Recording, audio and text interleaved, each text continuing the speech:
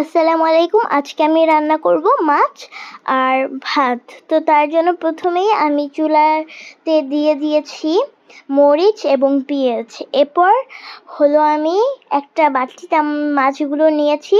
মাছগুলোর উপর হলুদ, মরিচ গুঁড়ো এবং আদা রসুন বাটা দিয়ে দিলাম। এরপর আমি ভালো মতো নাড়াচাড়া করে নিয়েছি। এই পর্যায়ে আমি অল্প কিছুটা পানি দিয়ে দিয়েছি, একদম অল্প। এখন আমি 5 মিনিটের জন্য ঢাকনা দিয়ে ঢেকে রাখবো। তো একটু ঢাকনা উঠিয়ে এখন আমি আরেকটু নাড়াচাড়া করে নিব। একদম আলতো হাতে নাড়াচাড়া করতে হবে। তো আমার রান্নাটা কিন্তু হয়ে গিয়েছে। এখন আমি পরিবেশন করে নিচ্ছি। অবশ্যই সবাই বলে যাবেন কেমন হয়েছে আমার রান্নাটা। তো এই তো আমার মাছ রান্না কিন্তু শেষ।